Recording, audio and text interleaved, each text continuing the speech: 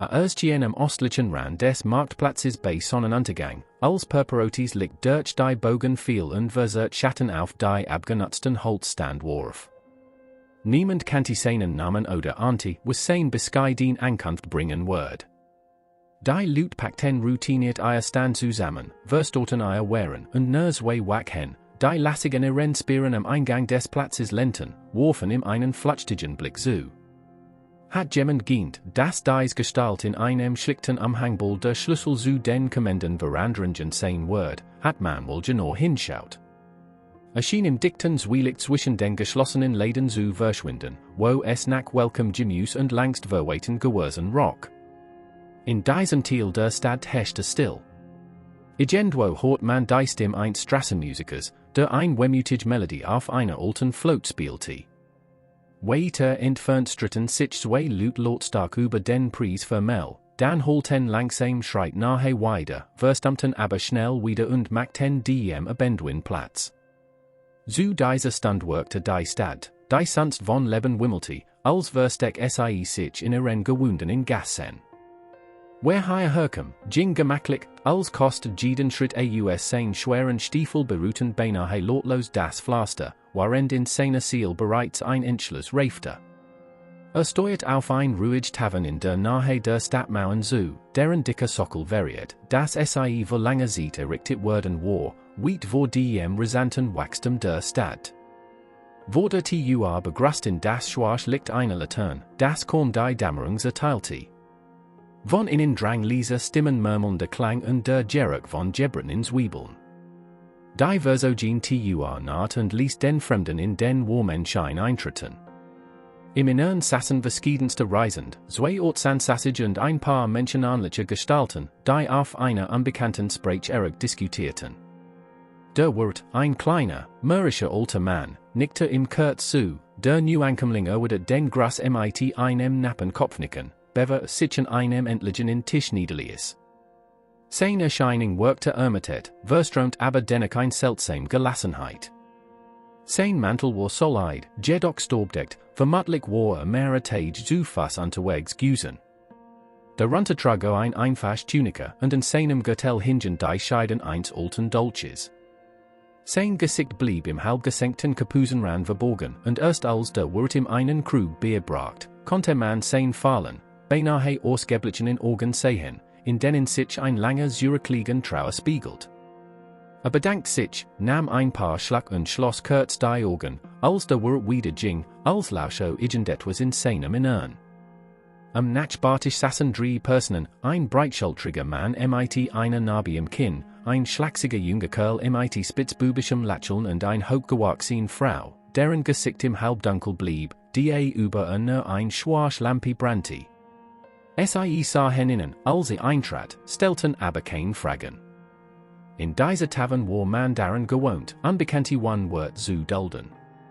Jeder konnte auftauchen und sich in ein Dunkel zurückziehen, wenn wollte.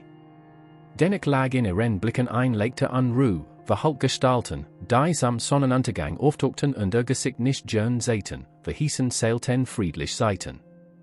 Draußen frischte der Wind auf. Irgendwo grollt leise Donner, obwohl kaum Wolken zu sehen wären. Plötzlich war das Schweigen der Tavern vom hellen klirren einzerbrechenden Glas durchbrochen. Die Frau im Nebentisch sprang auf, warf ihren Stuhl Seat und packte den schlachsigen Jungen im Kragen. Ließ sein halbvolles Bier fallen und stammelte hastig irgendeine Entschuldigung, doch Blick sagte, dass sie Work nicht besänftigen konnten. Der breitschultrige wollte eingreifen, wirkte aber unentschlossen. Der Fremde im Mantel hob kurz den Kopf. Sein Augen glitzerten für einen Moment im Lampenschein, als abwich, ob ein Eingreifen nötig war oder ob ihm das Geschehen gleichgültig sein sollte. Schließlich senkte den Kopf wieder und trank einen weiteren Schluck, worin die Auseinandersetzung von selbst weiterging. Plötzlich stieß die Frau den Jungen so heftig weg, dass gegen die Wand geschleudert wurde und Küchen zu Boden sank. Schrie kurz auf, die anderen Gasmörten besorgt, sogar der urteilte herbei. Doch der Fremde rührt sich nicht. Ausdem Augenwinkelsäure, wie der Jung wieder aufstand, einen dünnen Dolch suckte und in verzweifelt in Richtung der Frau hielt, die schwer Artmend im Halbdunkel standend fixiert. Es rock nach unvermeidlichem Blutvergießen und dennoch schien etwas SAE davon abzuhalten, den entscheidenden Stick zu setzen, als Verchteten SAE, von einer höheren Macht beobachtet zu werden, die Jede ihrer Bewegungen verfolgt. Die still word formlich spürbar und spanti sich wie ein schwerer Schleier über den Raum. Schließlich trat der breitschultrige Resolut zwischen die beiden, zuerst den Jungen, dann die Frauen und kratschte, denkten den Eid, die beiden erstarrten wie gespanti Federn, die plötzlich blockiert wurden. In den Worten erdenkten den Eid schwang ein fast heilig Bedeutung mit, die einen Kampf unter diesem Dach nicht zuliess. Wie durch ein Codewort ließ die Frau ihr Hand sinken, und der Jung schob den Dolch zurück und seinen Gürtel. In diesem Moment war dem Fremden klar, dass dies drei ein gemeinsam, geheim geskitcht teilten, irgendein bundener Schwur, der ihr Schicksal verband. Regungslos verfolgte das Ende der Scene. Der Wirt atmet spürbar auf, ging dann kopfschüttelnd und die Thieg zurück und murmelt, komisch laut, die hierstandig auftauchen lebendig herrschte nun bedrückt Schweigen, bis die Frau sich widersetzte und den Kopf nach vorn bügt, die Finger in kunstvoll geflochtens Haar vergraben. Der breitschultrige Mert, SAE mussten draußen weiterreden, und die drei verließen gemeinsam die Tavern durch die Hintertür.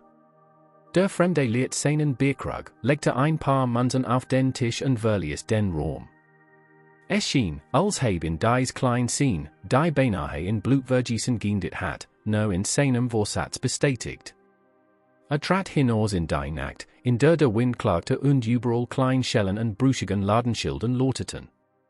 Dort schmal Gassen, wobei in der massiven Stadtmauer, hinter der die Bergspitzen in der Dunkelheit auszumachen wären, gelangt tiefer ins Stadtgebiet. Die Stadt war auf mehreren Ebenen gebaut, in den tiefer gelegenen Vierteln lag fast alles im Zwielicht, waren die hohe gelegenen, reicheren Viertel von Fackeln und schwebenden Lichtsphären beleuchtet wurden. Von dort oben drangen Ruf und gedampfte Musik der adeligen Salons. Doch der Held unsere geskitcht strebte nicht zu den Haupttoren. Am Rand die Lagerhause und nahm einen engen Pfad, der nach abfallen und stehendem Wasser rock. Diligentlich trattern dunklen Gestalten vorbei, die sich kauenden Wander drückten und knockige Hand nach Almassen ausstreckten. Einige schliefen in Altsack gehalt. Anten, fast der Stadt, herrschten Trostlosigkeit und Vergessen, waren oben wichtig entscheidungen getroffen wurden. So lebte jeder in seiner eigenen Welt, getrennt von den anderen durch das Labyrinth der Gassen und die steilen Treppen hinauf zu den imposenten Toren. Aber was genau, wohin ging? Folgte scheinbar einem inneren Ruf, bis ein unauflich Siegelmauer erregt, die im Halbdunkel als verschollene Tempel erkennbar war. Eine verborgen in Tasch sogar ein winzig Figur, druckt etwas darin und in der Tief der Mauer tonte ein leises Schaben. Ein rechteckiger Durchlass auf sich, gerade breitgenig, in einzulassen. Drinnen war es feucht und kalt, und der schwarz-blau Schein des kleinen Kristalls in seiner Hand ließ die Wander schemenhaft erkennen. Dieser Tempel galt längst als aufgegeben. Außen fehlten Statuen und Glasfenster, und man erzählt sich, dass dort nur noch Ratten und Geister zu finden seien. Die Stadttorchen ließen in meist links liegen, und die Einwohner wollten sich nicht daran erinnern, dass einst existiert hat. Doch es gab eingeweiht, die von den versteckten Gangen wussten, die zu verborgenen Sälen führten. Die Steinplatten unter seinen Schritten nörschten, das Echo der Schreit zog sich wie ein endloser Schatten hin. Und so lugte in Seitenkorridor, so aber nur eingestößte Bogen und Verlacin Sohlen, die von Jahrzehnten, wie late Jahrhunderten, Staub bedeckt wären.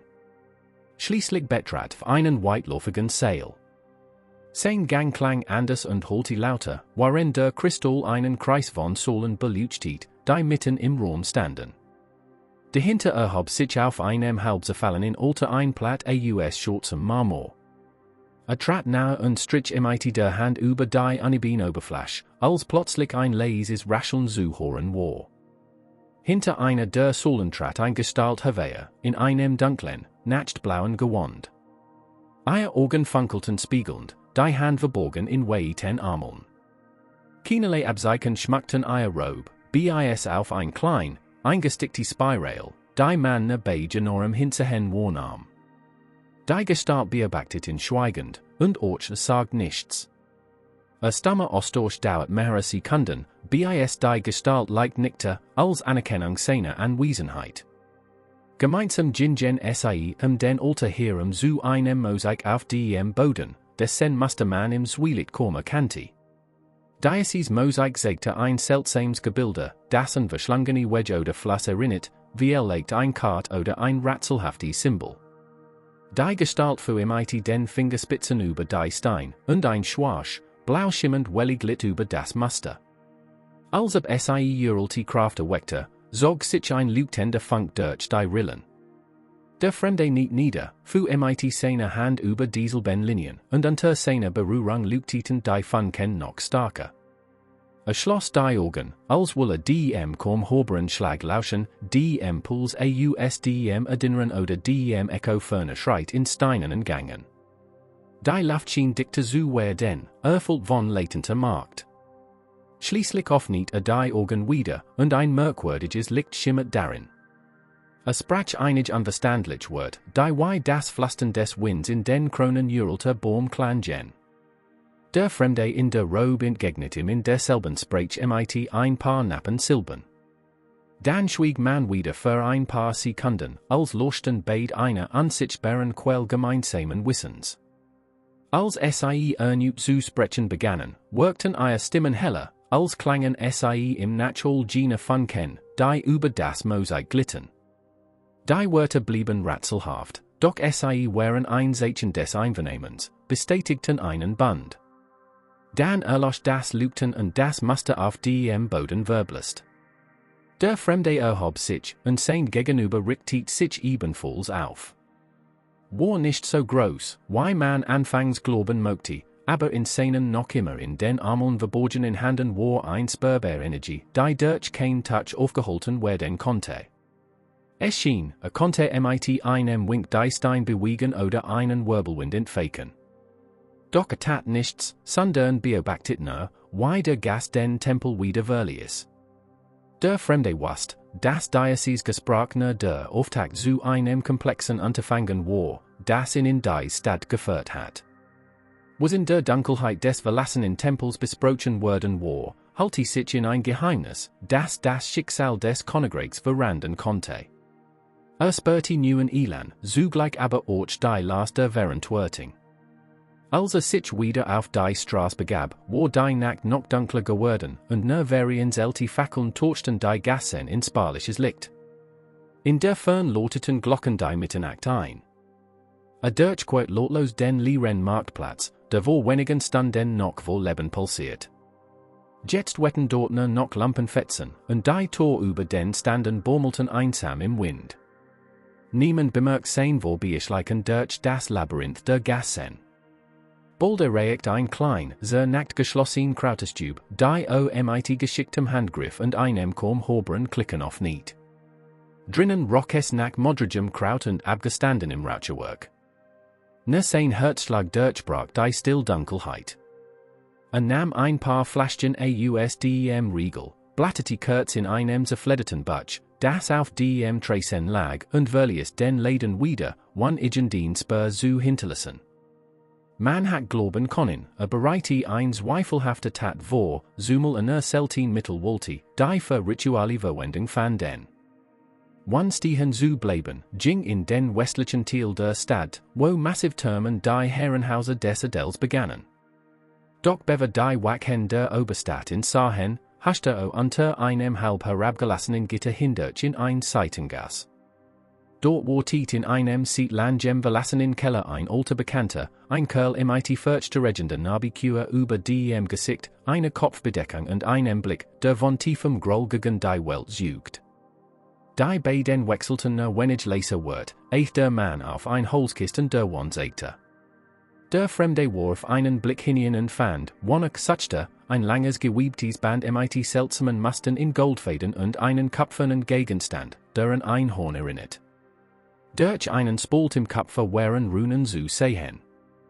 MIT Dusterer Stim Warnty in der Ander Offenbar wurde Geffer Diocese Gegenstands, Dr. Fremde Nichtener Nap, Pakti Band und Horn Rasch in Seinen Butel und Verabschied sich MIT Wenigen Wörtern. Dan Zogger Weiter in die Nacht. Term und Mauern engten den Raum ein, doch bewiegt sich sicher, als ken Gassen Seatland Gem. Als der Mond als Schmael sich hellem Himmel erstien, erregte einen halb verschütteten Brunnen MIT einem eisernen Gitter. Vorsichtig Zogo ein Streeb Beiseiten kletterte in die Kanalisation. Ein fast greifbar Finsternis Ampfing in, no gelegentlich von Wassertrapfen unterbrochen.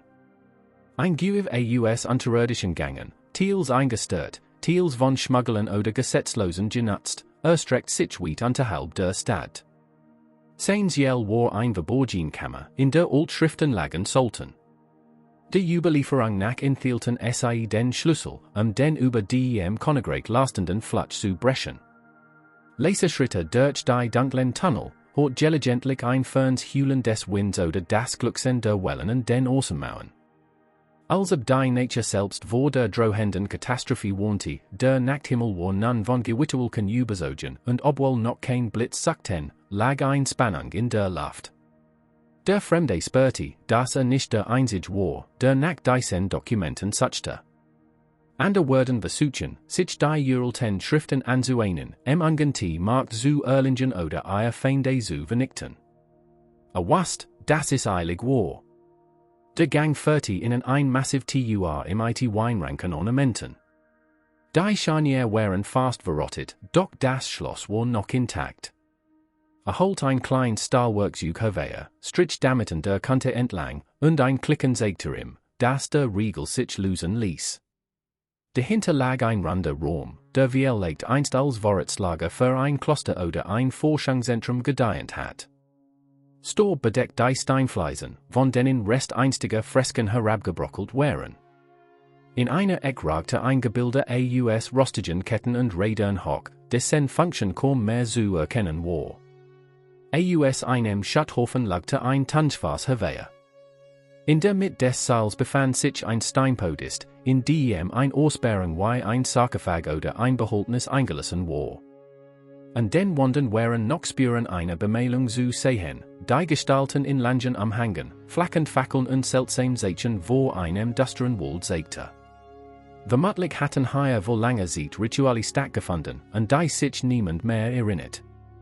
Der Fremde ging langsam umher, nahm als aufmerksam in Augenschein. Schließlich entdeckte in der Wand ein Schmalritz, in die sein Handschieben konnte. Fand einen versteckten Hebel, zog daran, und ein Steinplatt rückte beiseite, dahinter verbarg sich ein Hohlraum. Dort lagen ein Stück grobes Touch und drei klein Schriftrollen übereinander. Nahm SAI, oft nicht einen so uralti Zeichen, Teils versiert MIT unverständlichen Diagrammen. Erinnert sich schwach daran, etwas Ähnliches bei Einsiedlern in den nördlichen Bergen studiert zu haben. Begriff, das die Symbol ein Ungeheuer macht oder ein Katastrophe bedeuten konnten, je nachdem, in wessen Hand SAI fielen. Von draußen klang ein Ferns Growlen und die Luft begann zu vibrieren. Meinte, ein leichtes Beben zu spüren und so, wie das Wasser im Kanal zitterte. Vielleicht war es nur ein Schwerwagenladung oben auf der Straße, vielleicht aber auch ein Omen für ein kommendes Unheil. Blieb nicht, es herauszufinden. Wirst dort die Rollen und glitt zurück durch den Durchgang, den gekommen war. Wieder schlackten in die dunklen Kanale. Der Rückweg nach oben war mühsam, mal kroche durch ein Abfluss, mal stieg auf über Verbrischen Balken. Mehrmals verharrte reglos, als Stimmen zu hören waren und blieb unentdeckt in der Dunkelheit. Schließlich gelangte ein halbwürfelin Treppe und ein TUR, hinter der sich ein vergessener Innenhof verbarg, überwuchert von Unkraut. Es war kein Lampe zu sehen. Im Schein eins plötzlich aufleuchtenden Blitzes erblickte nass Steinmauern, an denen Regentropfen wie klein Funken glitzerten. Das Gewitter war hereingezogen, erste schwer Regentropfen fielen und die Luft roch nach Feuchtigkeit und Ozon. Erkannte, dass es kein Zurück mehr gab. All Hinweis und Gegenstand, die gefunden hat, du Titan darauf hin, dass bald seinen Warren Namen und sein eigentliches Ziel preisgeben must. Was zunächst no ein leises Wispern des Schicksals gewesen war, word allmählich lauter. Weiter entfernt som man lichter in den oberen Stadtvierteln aufblitzen, dort hat man wohl etwas bemerkenswertes gespürt, die Energie einer alten Kraft. Wahrscheinlich wären die Wachen auf den Türmen in Alarmbereitschaft, und auch das hier auf dem nahen Plateau konnte jeden Moment verständigt werden. Aber war ihnen fürchtete sich nicht. Sein eigentlicher Schrecken war das, was in den Tiefen des Königreichs erwachen konnte, sollte die uralte Magie außer Kontrolle geraten. Ein Blitz gleicht am Himmel in schragem Winkel. Der Donner dröhnte, und der Regen prasselt nun unbarmherzig auf die Stadt nieder. Schlag die Kapus Hocken betrachtet die Mauer, hinter der Zugangs am oberen Stadtteil lag. Einst, lange bevor der Flutsch das Gleichgewicht der Markti zu erschatten begann, war dort ein magisch geschütztes Tor. Mittlerweile waren die alten Symbol halb verwittert. Dennoch blieb es für Eindringling schwer passierbar, angeblich blieb der Zugang jenen verwehrt, in deren Hazen Bosses wohnte, auch weil Priester dort Tag und Nacht ihr beschworingen sangen. Doch die Stadt war längst in Intrigen besunken, weil Priester waren tot oder verdorben, also hat die Schutzgraf nachgelassen. Hielt vor diesem Tor in. Der Regen peitschte gegen seinen Mantel, Tropfen liefen ihm über das Gesicht, und hinter der Mauer waren Stimmen und das Klirren von Metall zu hören. Ein Wachtrap wie legt. Nun musste sich entscheiden, angesehen eindringen oder riskieren, bei einer Kontrolle seinen Warrens weg zu offenbaren. Von oben, wo magisch lugten die Mauerkrone erhalten, waren Silhouetten von Soldaten zu sehen. Konnte sich nicht allein gegen ein ganz Gorneisen behaupten, aber auch nicht Zurück. Immer starker lief Wasser die Straße herab, machte den Untergrund glitschig. Hort eilig schreit, gedämpfter Ruf. Offenbar hat jemand seine Anwesenheit bemerkt. Wieder sagte ein blitzender Held die Scene, einig wackte Stürmten auf in zu, Speer auf ihn gerichtet. Doch in derselben Sekund axte die Mauer neben ihm, als wird sich verschieben und ein Teil des Mauerwerks lost sich, einen schmalen Korridor freizugeben. One zu Zogen schluckte hinein, waren die Wachen hinter ihm Befehl riefen. Mit Lortem Polten fiel der Steinquader Zurück an seinen Platz, Dunkelheit umgab ihn. Von oben hort man nur noch dumpfes Hammen und das Gest ein. Suchten den Geheimgang. Der Fremde tastet sich auf eine steinernen Treppe nach oben. Sein blauer Kristall gab nur noch schwaches Licht, muss die letzte Kraft des Steins schonen. Je höher kam, desto trockener wird die Luft. Ein leichter Luftzug kam ihm entgegen, also führte der Weg offenbar in einen vergessenen Turm oder Gang. Auf einer kleinen Plattform empfing ihn ein unerwarteter Anblick, ein Schmiedeeisensgitter verschloss den Durchgang, dahinter flackert ein merkwürdiges Leuchten. Beruht das Gitter und spürte ein magische Ladung. Ein Barrier, dachte nicht zum Abwehren von Unheil, sondern den Raum dahinter zu verzehren. Hinter dem Gitter entdeckte die Imriss einer Person, die auf einer steinernen Bank saß. Als dieser ihn bemerkt, hob den Kopf. Ein Muds, ausgemergeltes Gesicht kam zum Vorschein, ein Metallreif lag seinen Hals wie ein magische Fessel. Ein Gefangener, überlegt der Fremde. Gina erhob sich etwas und legte seine Hand ans Gitter. Leise horcht ich wust, das jemand kommen wird in seiner Stimme klang ein Art hoffnungsvoller Verzweiflung. Setzte an, noch etwas zu sagen, doch die kragte es über ihnen, Steinbrocken prasselten von der Deck, und ein Riss zog sich durch das Gewölbe.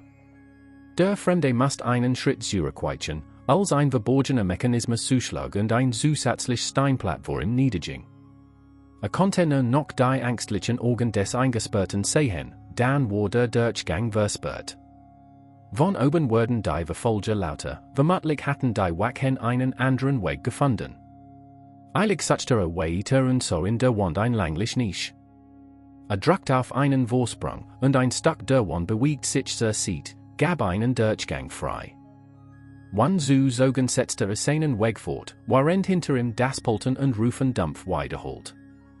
Der enge Korridor indiet schließlich in einem kleinen Raum hoch unter dem Dach des Turms. Durch Schießscharten soll man Blitzlichter über der Stadt. Der Regen prasselt unerbittlich auf Dächer, Gassen und Platz.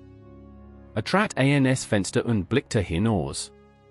Unter ihm lag die vom Unwetter Stadt. Anten flammten blau Scheinwerfer auf, vermutlich versuchten die Königlichen Magier, das Unwetter zu bandagen oder gegen einen unsichtbaren Feind zu kämpfen. Es wirkte, als wären dunkel und helle Mächte zugleich erwacht.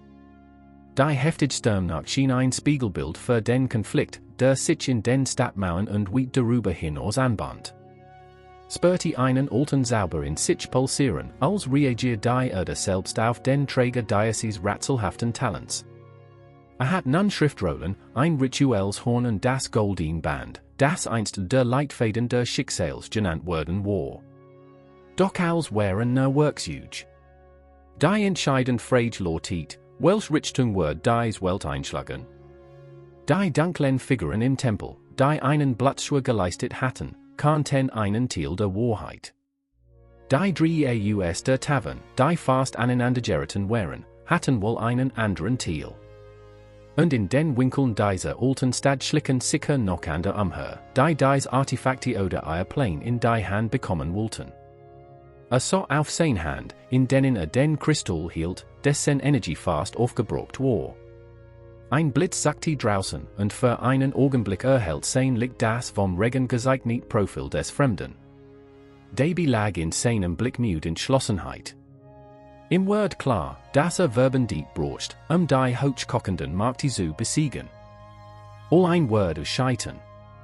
Must in das Zentrum der Intrigen zurückkehren, sich möglicherweise alten Feinden stellen. Zugleich dürfte den Haschen nicht in die Hand fallen, die seinen Kopf wollten. Atmet tief durch, trat vom Fenster weg und untersuchte den Raum, herauszufinden, ob es möglich wäre, noch höher zu klettern und über das Dach zu entkommen. Entschied, dass die sein einziger Ausweg war. Vorsichtig stieg in der Außenwand empor, klammert sich ein Ries und Vorsprung, während Wind und Regen ihn fast hinabstießen. Sein Arm schmerzten, Finger rutschten weg, doch setzte Fass vor Fass, bis endlich auf einem schmalen Sim-Stand, von dem man den Oberteil der Stadt und die Hügel dahinter überblicken konnte. Die Dunkelheit verdeckt die Details, doch in der Fern so das Lügten des Palasts, wo anscheinend etwas im Gange war, Lichter flackerten an den Toren, Gestalten huschten hin und her, und ein Signalhorn ertönte zweimal über das Heulen des Sturms hinweg. Vermutlich war der König oder sein Rat in Alarmbereitschaft. Wir legt beschlossen sei gerät, wie vorzugehen sei. Druckt sich in die Mauer, sich vor Blicken zu schützen und zog das gewebte Band aus seinem Beutel. Ließ sein Finger über die goldenen Muster gleiten, in denen sich etwas Zeitloses zu spiegeln schien. Es wirkte, als handele es sich eine Art Zeitschleif, in der sich Uranus aus ferner Vergangenheit in ähnlicher Form wiederholten. Das Horn, das bei sich trug, barg ebenfalls Kraft, wenn man es rechten sieht bleis, konnte man verschüttet Energien in den Tiefen der oder Wecken oder machtig Wesen aus fremden Welten herberufen. Doch so ein Eingriff hat seinen Preis. Ernut fu der Donner über die Stadt, vom gleißenden Licht eines Blitzes begleitet. Dem Fremden war bewusst, dass es sieht war, weiter zu sehen.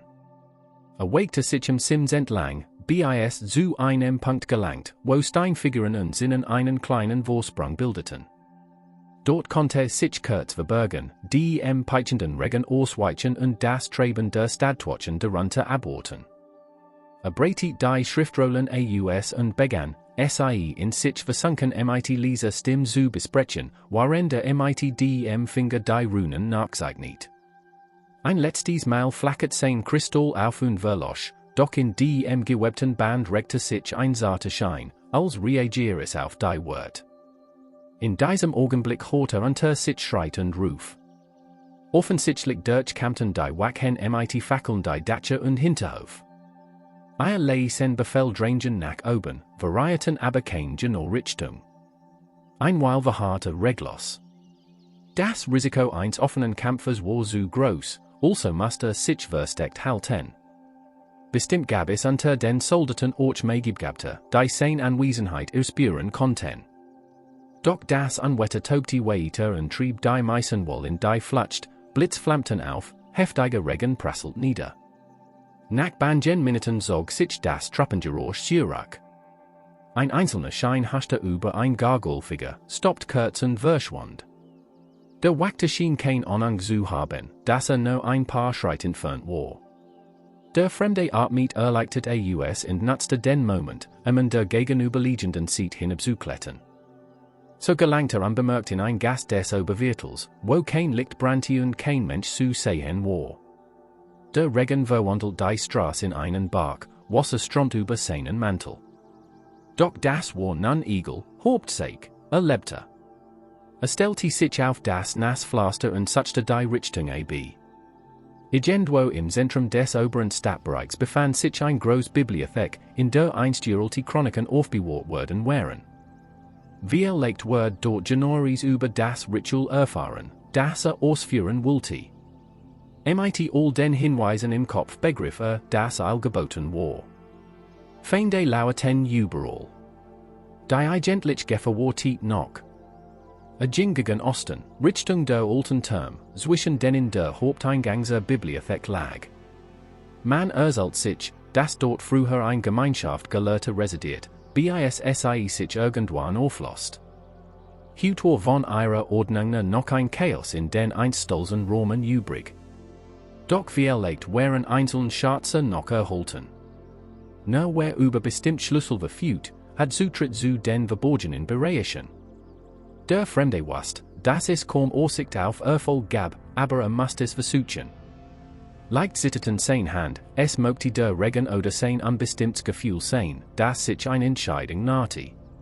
Die Nacht stürmte weiter durch die Steinflachten, Wind pfiff in den Gassen, Blitz sagten immer häufiger und ließen die Stadt unheimlich leuchten.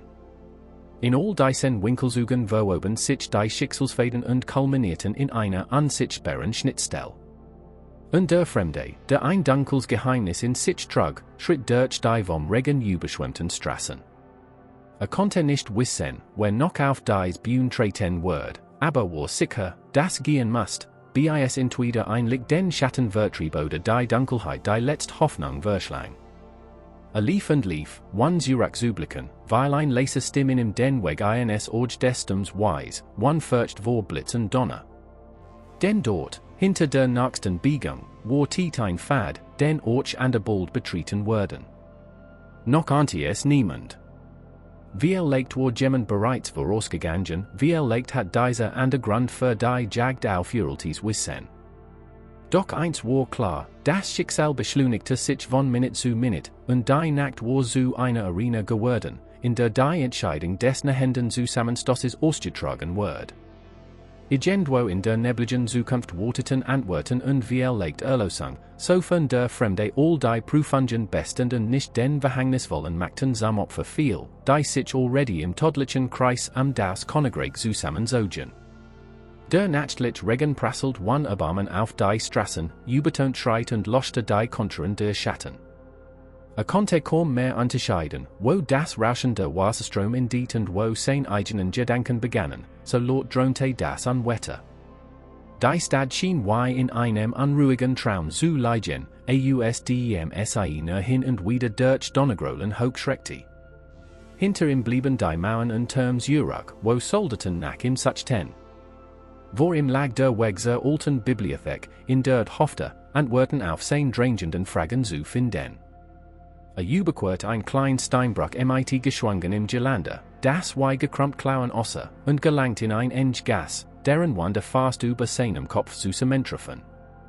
Das schief Vordach eines Hauses gewordene einen schmalen Streifen schut vor dem Regen.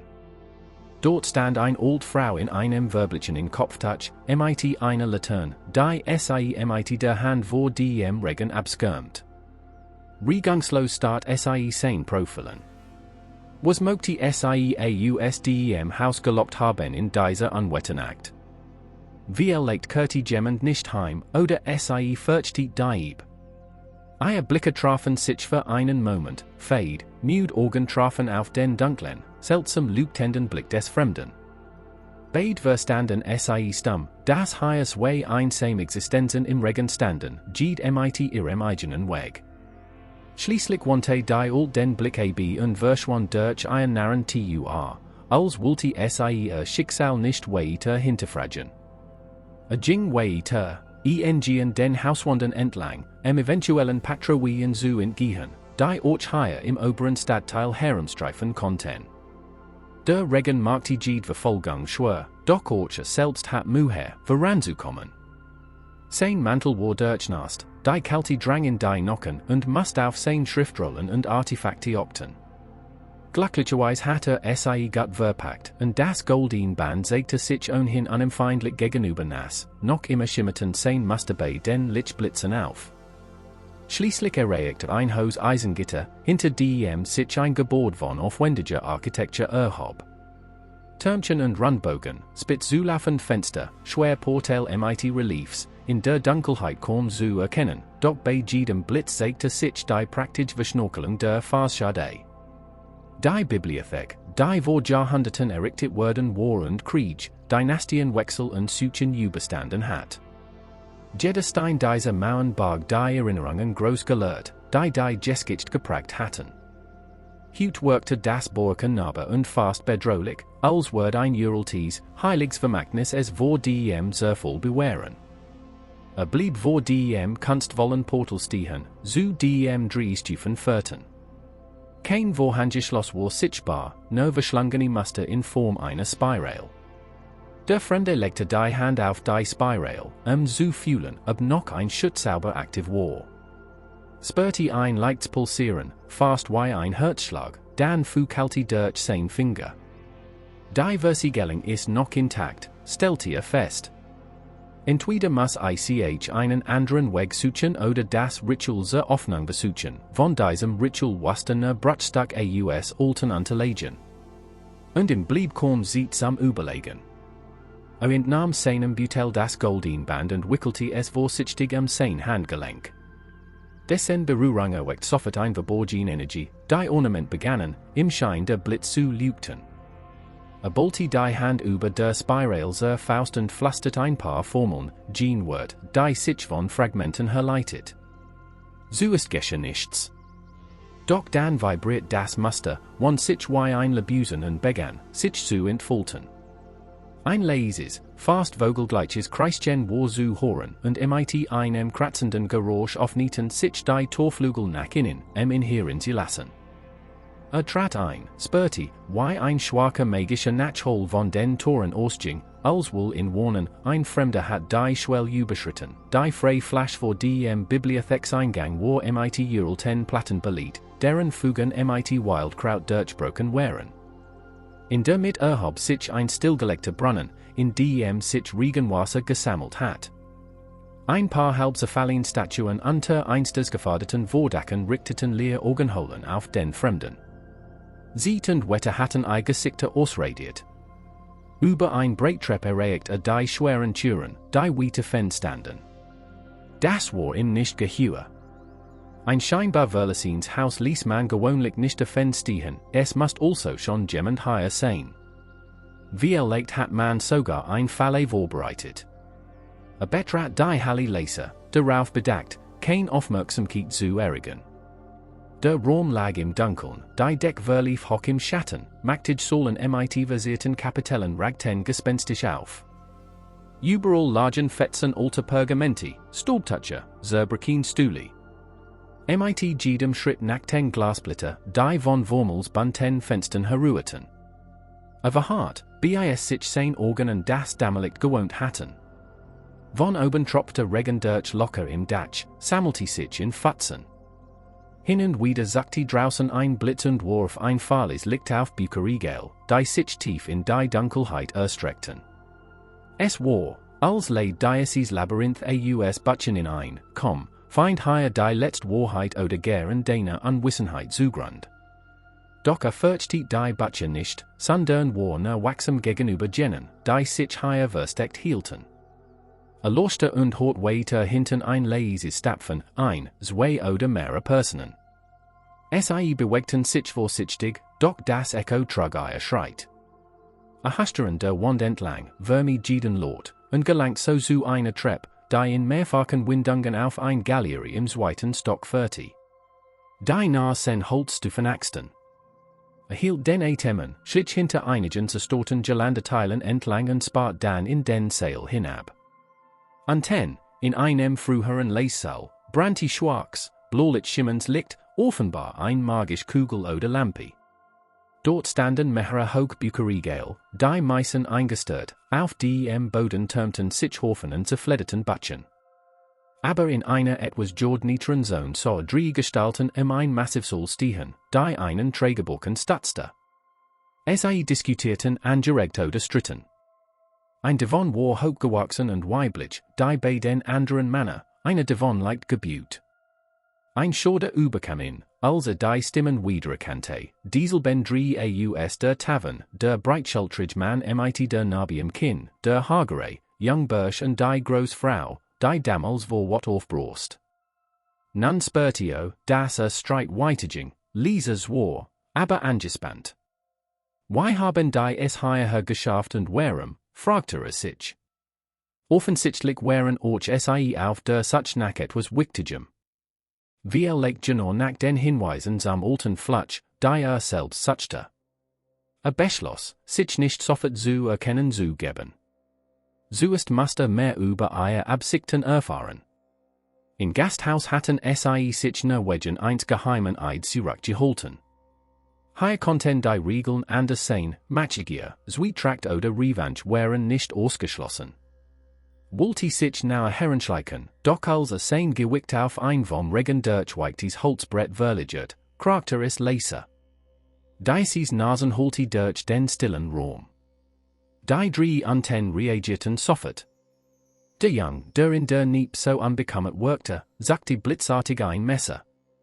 Die Frau fuhr herum, und man sah bei einem Lichtblitz, wie ihr Augen im Dunkeln leuchteten. Der breitschultrige hob die Hand, forderte still. Sie sparten in die obere Galerie. Im flackenden Schein wirkte ihr Haltung wie versteinert, mit gesagten Waffen. Wer ist die, rief die Frau mit gedämpfter, aber bestimmt klingender Stimme. Kein Antwort. Ein weiterer Blitz ließ kurz den Fremden die Anspannung in ihren Gesichtern erkennen, wieder als in Dunkelheit tauschte. Hielt es für klüger, keinen Konflikt zu riskieren und zog sich zurück in einen Gang, der zu anderen Räumen führte. Im Endeffekt war sein Ziel das Geheimarchiv, in dem wir legt weitere Informationen zur Aufhebung des Flutsches lagerten. Möglicherweise wollten sie dasselbe. Aber würden sie verbündet oder Gegner sein? Ich wusste es nicht. Lautlos schlich in ein Seitenpassage und entdeckt ein schwer mit Eisenbeschlagen. Am Turmen prangte ein Wappen, wir legt das Zeichen des Archivs für selten Schriften. Kein magisch Speer war spürbar, nur ein rostiger Riegel. Ganz sagt Schob in Hock, und es entstand ein lauter Hall in der stillen Bibliothek. Doch es war zu spät, es rückgängig zu Mädchen. Drinnen druckte sich die und wartet, bis sein Herrs ruhiger Schlag. Hier war es stockfinster, ne manche goldfarbenen Linien und den Wänden glommen schwach, till eine uralten Bemalung, die teils abgeblättert war. Die Luft rock abgestanden, nach Haars, als hat man hier Holstruhen mit Pergamenten aufbewahrt. Bisher einen winzigen Lichtschein, in dem die Hand einsarte Flamme legte. Sofort sah dass der Boden volleries war und sich in der mit ein Loch in die Tief auftat. Vermutlich war der Boden unter dem Gewicht der Seite eingestört. Anten ganze Dunkelheit. Vorsichtig umging die Kante des Lochs und Fan schrank, von denen einige halb gefallen waren. Die überlappenden Regalboden bildeten ein Gür. Auf obersten Faschen lag dicker Staub, doch etliche Butcher waren auf den Boden gefallen, offenbar hat jemand in ihnen gewühlt. Der Fremde hob eins auf, dessen Einband ausgeblichen war, mit fremden Schriftzeichen. Auf der ersten Seite stand ein Traktat über Schutzrituale. Blätterte durch, fand jedoch nichts Passendes für sein Such und legte es beiseite. Dann spitzte die Ohren, jemand folgte. In der Fern vernahm gedämpfte Stimmen. Die drei hatten offenbar sein Spur gefunden. Konnte heranahen hören, Flüstern des Mädchens, die Antwort des Jungen, die schweren Schreit des Breitschultrigen. In blieb nur wenig Zeit. Es spart hinter ein Riegel, wo im Halbschatten ein Loser Steinboden war. Auf einem wackeligen Stein entdeckte einen Spalt. Es stemmte mit dem Messer vor Sichtigen, hob die Platten, tatsächlich 40 darunter ein enger Gang weiter, abgestutzt durch Holzenbalken. Das Klammholz war feucht und muffig, wirkte aber noch tragfähig. Eilig kletterte hinab. Anten schlag im kalte Luft ins Gesicht. Ein richtig Fackel war hilfreich gewesen, doch muss sich mit einem kleinen magischen Licht behelfen. Dessen geisterhafte Schein legte bizarre Schatten auf die Wände. Nach ein paar Metern mundi der Gang in ein Art Podest, wo am gestörste Regal und Wurzeln, die durch das Moorwerk drängen, ein wildes Naul bildeten. Inmitten der Anordnung erblickte einen Schrank mit Bronzekanten, der sogar noch verschlossen war. Als die Tür etwas ruttelt, klimpert etwas Metallisches. Drinnen fand mehr Beholdenes, in Touch gewickelt. Trollt eins davon, ein Metallzylinder für Schriftrollen, vergleichbar mit denjenigen, die bereits hat. Jede Roher war mit einem eingeprägten Zeichen vers hen, dessen Sprach im Fremd war. Mit dem Finger fu über das Symbol und meinte, in dunkler Erinnerung irgendwo etwas Ähnliches gesehen zu haben, wie legt in nordlichen Klostern. Hat jedoch kein Zeit für Vertifung, von oben waren deutlich Schreit zu hören. Jemand war in jenen Saal eingedrungen, den soben verlassen hat. Und den Stimmen erkannte die drei. Offenbar waren sie nahe dran. Schnell nahm zwei solche Rohren sich, übersieht sich, das sie Schriftrollen in Thielten und verstort sie in seinem Butel. Dann überlegte, weiter diesen unterirdischen Gang folgen oder gegen die bewaffneten antreten, die sichtlich kampfbereit waren. Beschloss, das Risiko des Tunnels auf sich zu nehmen, wer weiß, wie legt 40 zu einer verlassenen Kammer oder einem alten Brunnen und somit am Ausgang. Der Gang verlief in Schlangenlinien und war zunehmend feuchter. Der Boden war schlammig, rockmodrig. Bald erreichte einen halb eingestürzten Torbogen, bewachsen mit Moos, von dem ein dicke Wurzel herabing. Dahinter erstreckt sich ein unterirdischer Korridor mit seitlichen Nischen, in denen einst Reliquien oder andere Gegenstand lagerten. Ne das die Trapfen, das durch Ritzen in der Deck sickert, durch brach die still, als soll es die sieht. Plötzlich raschelt es linken. Leuchtet mit seinem Schein hin und Sofa spüren auf dem nahen Boden, offenbar noch frisch. Also war nicht der erste, der hier herumschlich. Wir legt waren merkwürdige Creaturen unterwegs oder die Schergen des Palasts oder Schmuggler. Zog seinen Dolch, wohl wissend, dass dies gegen stark magi oder mehr Feindene wenig half, doch wollte nicht well sein. Kerr sieht später gelangte in einen runden Raum, dessen Deck sich wie ein Kappel spannte. In der Mitte befand sich ein Brunnen, dessen Gassen umrunding mit alter Email versiert war. Die Email war größtenteils abgeblättert, ein Stück der Umrundung war eingestört. Ein Holzleiter für die ins Brunneninnere war aber auf halber Höhe gebrochen. Aus der Tief stieg ein unheimliches Stonen, ähnlich einem Windzug, obwohl eigentlich kein Wind hineinwehen konnte.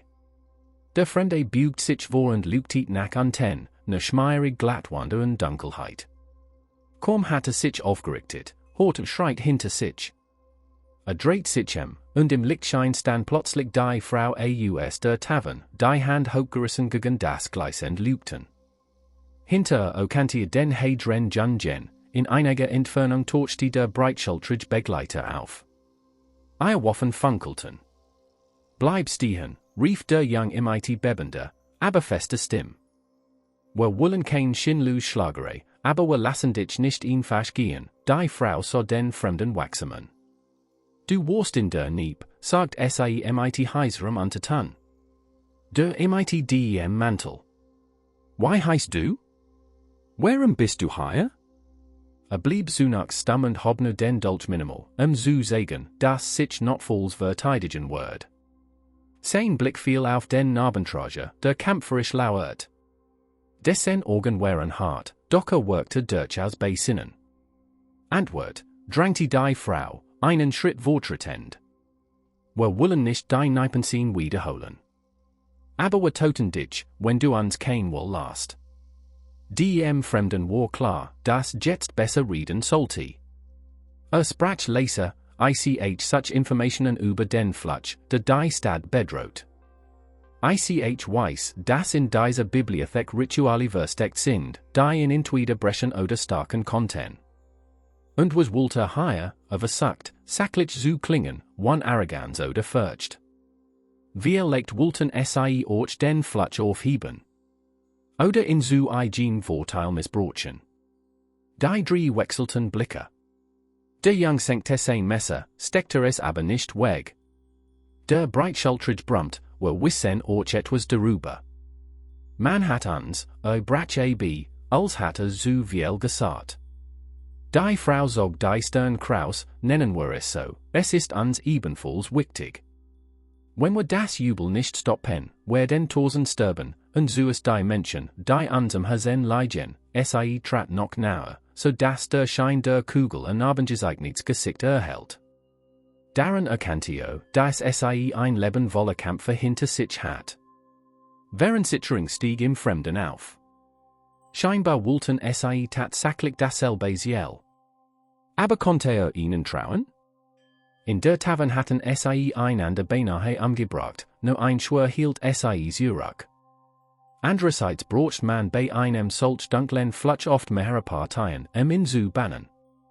Wir leicht besassen sie eben jene Fertigkeiten, die im Felten, das Ritual durchzuführen, manchmal mussten bestimmt Menschen zusammenkommen, alt Runen zu wirken. Erwägte es, den Dolch wegzustecken, friedlich Absichten zu signalisieren. Also gut. Nehmen wir tan an zusammen, murmelte. Aber ich warnug, wenn versucht, den Flutsch für eigen Markt zu nutzen, die Frau verzog die Lippen zu einem bitteren Lächeln. Ruhig, Fremder. Wir sind kein Narren. Dunkel machte zu beschworen bringt niemandem etwas. Wir haben uns sehr Pflicht, auch wenn wir nicht wohltäter wirken, wir der Jüngli seinen Dolch sinken und fügte hinzu, im Momenten können wir uns gegenseitig helfen. Hier an ten konntest du dich nicht lange wehren, wenn wir's darauf anlegten. Aber wir kommen ebenfalls nicht weiter, wann dich was meinst du damit, fragte der Fremde misstrauisch.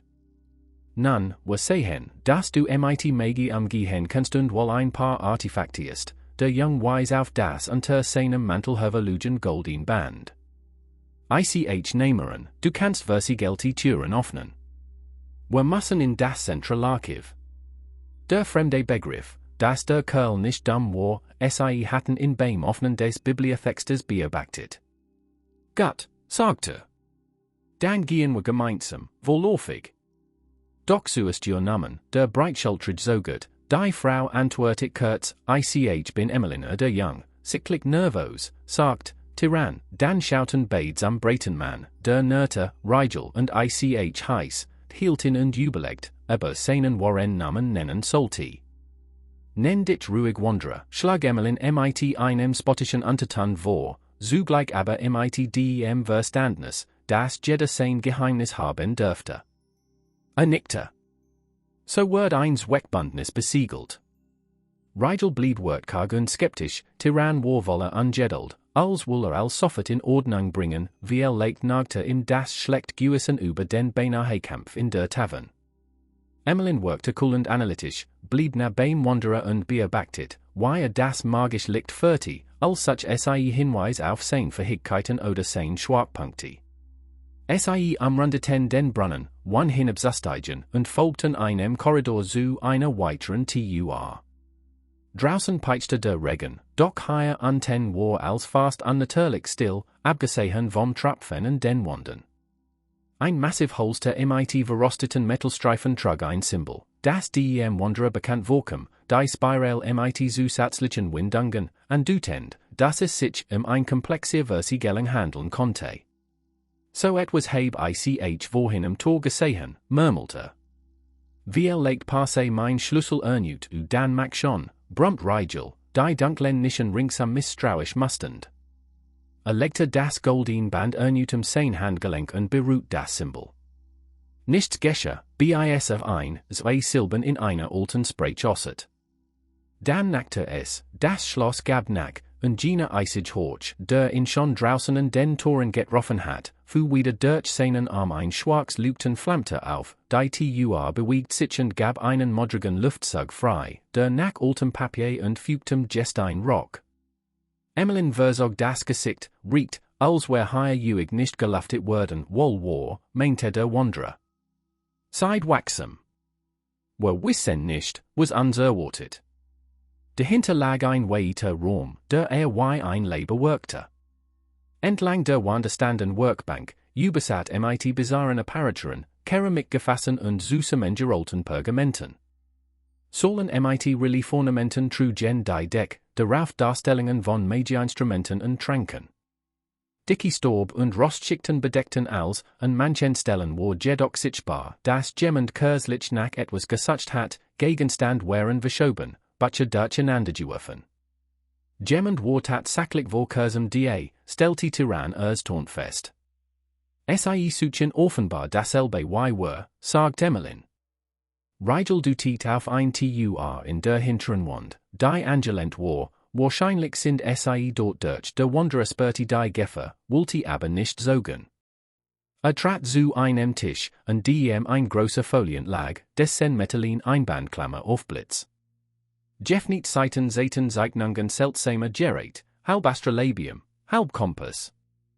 Die Beschriftung best und aus Gennen Runen, die auf den Seilenden gesehen hat.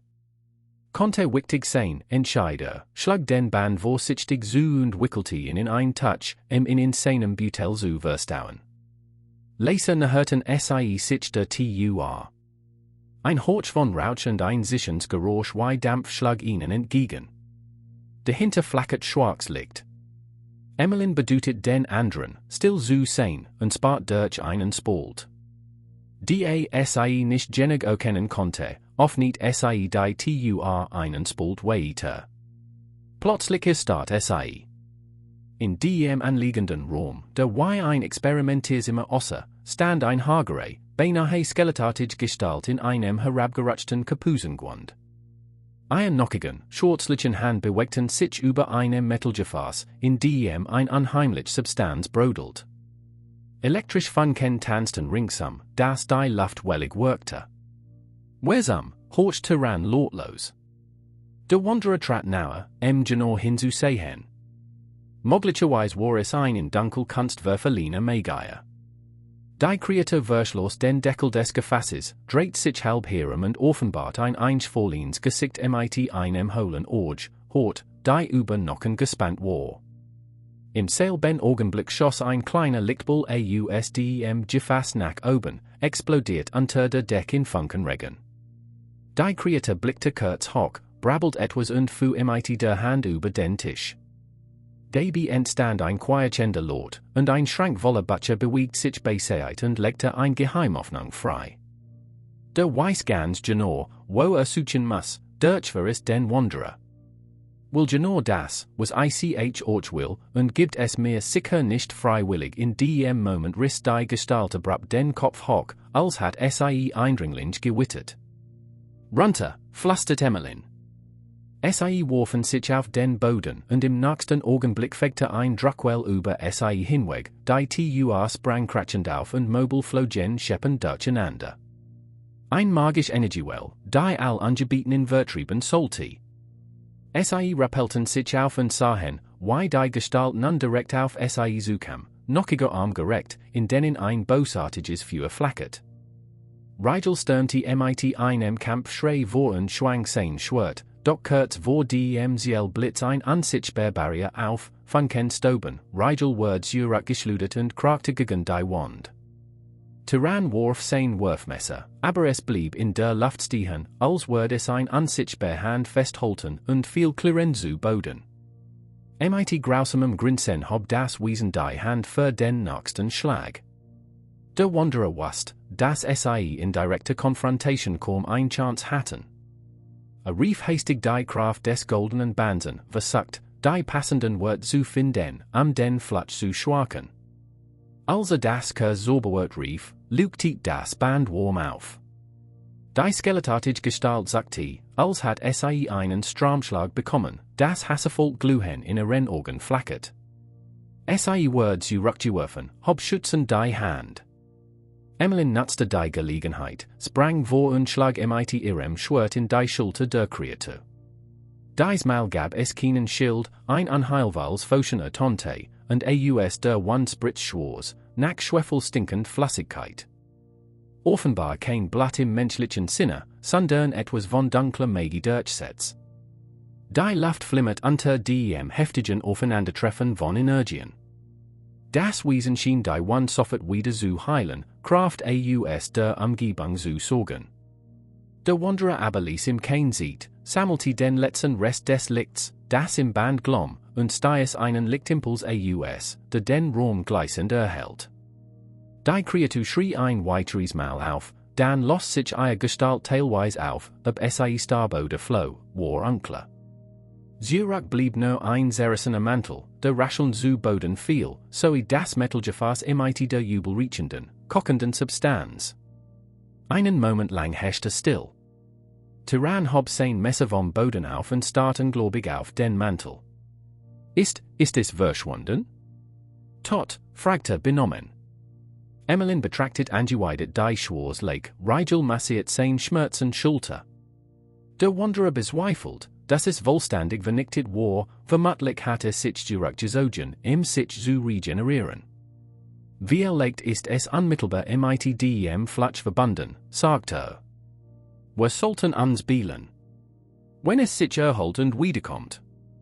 Gemeinsam traten sie in den Raum, wo die Weilen Apparaturen standen, Retorten, Glasgefäß, Metallkonstruktionen, in denen grellgrün Flüssigkeit glut.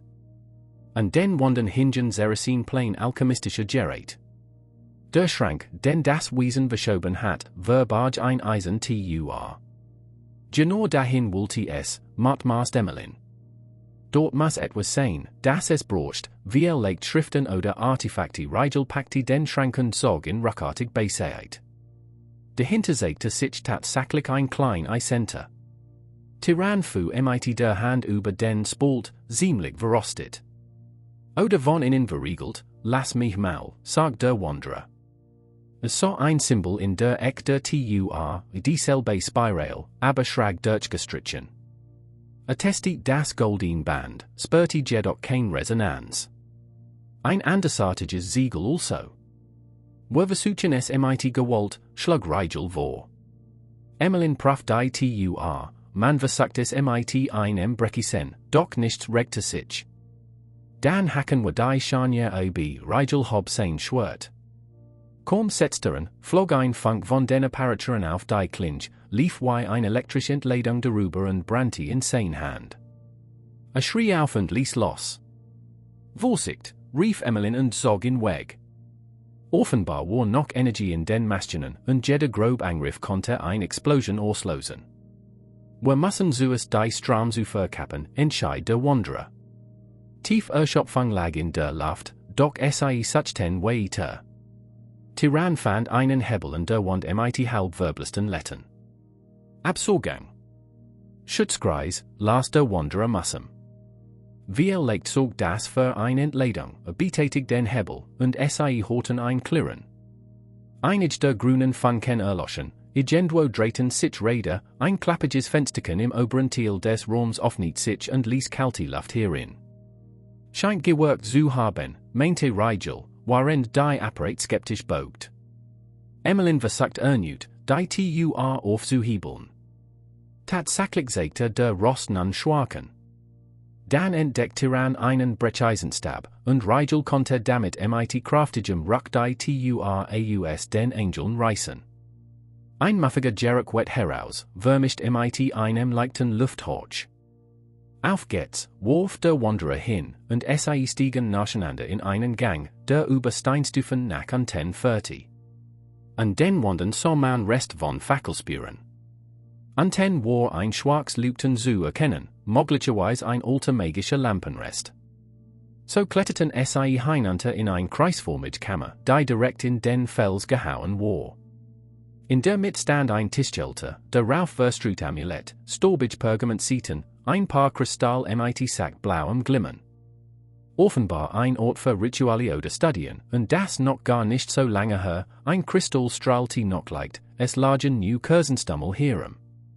Zwischen all dem Krempel van den SAI ein zerbrochen Stück einer weißen Porzellanmask. Jemand hat SAI genau ins Waytail geteilt. Auf der Stirn war ein Symbol wie ein gehornter Mond. Der Wanderer hob es auf. Emmeline word bleich, das Zeichen des Hauses Munsichel.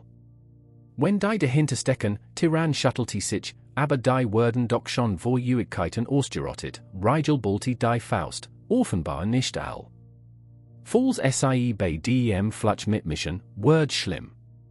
Am Alter studierten SAI die aufgeschlagenen Seiten. Meist in einer unlesbaren Sprache, doch bei einer der offenliegenden Schriftseiten erkannte man ein paar Runen. Der Wanderer fu mit dem Finger darüber, Blutopfer, umgib dich mit Kraftsteinen, vernapfer das Schicksalsband, offensichtlich handelte sich ein Ritualbeschreibung, ungewissner, Ebser Aufhebung oder Serverstarkung des Flutsches. Wir sollten das als sorgfältig übersetzen, meinte waren die Blätter und sich nahm. Emmeline schielte beunruhigt zu den Kristallen, fühlte das? Die schwingt etwas mit, der Wanderer nickte. Es ist, als wäre eine Verbindung zu einer sehr mächtigen Quell. Fast sei besser nicht mit bloßen Händen, sonst. Zu spät, Tyrann hat einen Kristall mit Neugier berührt, die blitzt diese hell auf und spiegelt sich in seinen Augen. Für einen Augenblick erstarrt der Young Y im Bann. Emmeline riss seine Hand weg, nicht. Willst du, dass du davon verschlungen wirst, schüttelte benommen den Kopf, als wasch aus einem bösen Traum. Ich konnte mich nicht beherrschen, Emmeline sah Rigel und den Wanderern, die sie zu kann uns vernichten. Wir sollten es besser versiegeln oder wenigstens an uns nehmen. In dem Moment ersitterten die Wander, und es drang derselbe geisterhafte Hall wie am Brunnen in Ohr. Der Boden vibriert, Steinkrümel rieselten von der Deck. Die bewegt sich was oben, warnte Rigel. Schnell weg, der Wanderer bemerkt noch ein vergoldet Schmuckschatull am Altarrand. Sai war fen und in thielt zwei Pergamenti von Seul te Makart. Griff zu, spurte die aufleuchtenden Runen wie ein Puls in seinen Hand flatschen. Möglicherweise genau die entscheidenden Stück für die Banning. Dann kragte es über ihnen, Regen und Staub fielen in den Raum, das Unwetter draußen hat sich verschärft, das Gewölb droht einzustürzen. Los, flieht, schrie Emmeline und riss Tyrann fort, während Rigel den Rucksack sichert. Der Wanderer packte die Pergamenti und rannte hinterher. Word higher als zusammenfallen, gab es kein Zurück, und die Schriften waren begraben. Sai erregten das Leben eben noch rechtzeitig, als bereits Wasser durch die Gang strömt. Offenbar standen die Kanalisation in Wohl, der Dauerregen hat als geflutet. Die rauskommen wir nicht mehr, rief Tyrann, als sah, dass die Tua vom Wasser überflutet wird. Es muss einen anderen Ausgang geben, erwidert der Wanderer, der in der Hektik ein schemierender Wand erblickt, ein Art Verkabelungsplan, aber auch ein kleines Kartenstück der unteren Stockwerk. Alas treps am Hauptatrium und stürzte dorthin. Sai kämpften sich durch einen Gang mit Kolben und Glasgeräten, während der Pegel ständig stieg und ein beißender Gestank von zerborstenem Gefassenhold den Atem robte. Immerhin glommen noch wenig Grün Funken auf, die Energie schwand. Schließlich fand den Sai ein Breittrepp, über der prasselnd Regen durch ein großes Loch in der Deck fiel. Das Licht der magischen Kugel flackert, aber Sai stiegen den Kämpfer, auf glitschigen Stufen, mit brennender Lunge und schmerzenden Muskeln. Doch zusammen hielten Sai durch. Oben gelangten Sai in einen Seitenflügel der Bibliothek, dessen Dach bereits eingestört war. Das Unwetter tobte in voller Wucht, Blitz hatten locker in das Gebälk geschlagen und Wasserstrom ergossen sich in den einstolzen Lesesaal. Die Scenery workte wie ein riesig Trappsteinhol, vom dem Bedrot. Aber hier gab es Großfenster, von denen einige gesprungen waren, so dass man hinaus auf einen Balkon klettern konnte. Von dort 30 möglicherweise ein Ossier Trepp weg. Sie qualten sich durch Trümmer und Tratten zum Fenster. Ein Flugelhafter ließ sich öffnen, dann standen sie im peitschenden Wind auf dem steinernen Balkon, der unheilvoll schwankte. Der Nachtliche Himmel flackert unentwegt vom Blitzlicht, die Stadt unter ihnen glich einem reißenden Fluss. Unten sah man Fackeln von Patrouillen, weiter draußen auf den Hügeln glommen Lagerfeuer. Offenbar stand die Hauptstadt in höchster Alarmbereitschaft, to wahrscheinlich Gesklissen und Truppen versammelt. Doch was half das gegen die geheimen Marktien den Sturm? Ein schmal Trepp wand sich außen der Wand entlang. Sie stiegen hinunter, hielten sich in den brüchigen Steinreliefs fest. Einmal kragte ein monumental Statue nab an ihnen vorbei, sie schellt unten auf dem Pflaster in tausend Splitter. Tyrann ville beinahe den Halt, doch Rigel packte ihn. Weiter, brüllte durch das Tosen des Orkans. Endlich erreichten sie den Bibliotheksvorhof. In der Mitte hat sich ein regelrechter See gebildet, das Wasser raschte in all Ritzen. Sie mussten nur noch zum Ausgangster, dann weiter in sicherer Stadtteil. Der Wanderer blickte zurück auf die vom Sturm gepeitschte Fassade, die an ein uralte Fest angerinnert, die dem Untergang geweiht war. Mit Bedauern dachte daran, dass hier Jahrhunderten Wissen versanken. Aber sie hatten wenigstens ein paar wichtige Dokumente oder hoffentlich genug davon. Beintor stellten sie fest, dass die Metal-Spiral wieder aktiv war. Jemand hat es hinter uns erneut verriegelt, sagt Emmeline zittend. Der Wanderer hielt das Band und das Schloss, doch diesmal schien die Abwehr noch starker. Versach den sauber, rief Tyrann, schlotternd. Do! Wanderer konzentriert sich, sprach die Formel, das Band glomm, aber nichts geschah. Es klappt nicht, flüsterte verzweifelt. Das Wasser reichte ihnen schon fast bis zur Haft, der Sturm zerriss jedes Wort, das sie sprachen. Die Stias Rigel mit einem sonnigen Schrei sein Schwert mitten in das Spiralenmuster. Metal kreischte, Funken stoben, Ries bildeten sich im Ornament.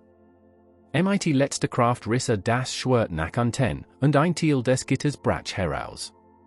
Ein greller Blitz erhellt die Scene, Emmeline brüllte Achtung. Ein Felsbrocken stürzte herab, würfelt sie nab und platschte ins Wasser. Sie zwankten sich der Reihe nach durch das Seracin-Gitter, schnitten sich an rostigen Kanten und standen dann im strömenden Regen auf der überfluteten Straße. Von dort rannten sie weiter, die hoher Gelegen in Stadtbereich zu erreichen. Dem Wanderer war klar, dass die Pergamentie aus der Bibliothek womöglich der letzte Schlüssel zur Rettung wären oder, in falschen Händen, zu noch größerem Unheil führen konnten. Jetzt jedoch standen sie zu weit hier, erschöpft und nass, mit schmerzenden Wunden und Prellungen, während über ihnen der Himmel grollt und ein uraltes Kraftermessen sich anbahnt. Einen Moment lang überkam in Tiefmüdigkeit, doch erdachten den Zweck seines Handelns, den finsteren Band durchbrechen, der sich seit Ewigkeiten das Königreich gelegt hat, und verhindern, dass die ganze Welt in Dunkelheit stürzte. So starften sie durch nie tiefs Wasser, bogen ein Ecken sahen schließlich die hohen Mauern des Adelsviertels, dahinter die schimmernden Türme des Königspalasts, vom Gewittersacken beleuchtet. Schwarze Wolken peitschten noch immer, der Regen prasselt. Ein Schicksalsnacht, in der als auf dem Spiel stand. Immerhin war der Wanderer nicht mehr allein, bei ihm waren drei Gefahrten, verbunden durch einstmals geschworen Eid. Was der nächste Tag bringen wird, sollte sich sagen, wenn destem Nachlies und das Morgenlicht auf ein Stadt fiel, gesegnet von einer ihrer schlimmsten Nächte. Doch noch kämpften sie sich unbedrossen durch den peitschenden Regen und die Trümmer unter gigantischen Hoffnungen, auf der such nach der letzten Chance auf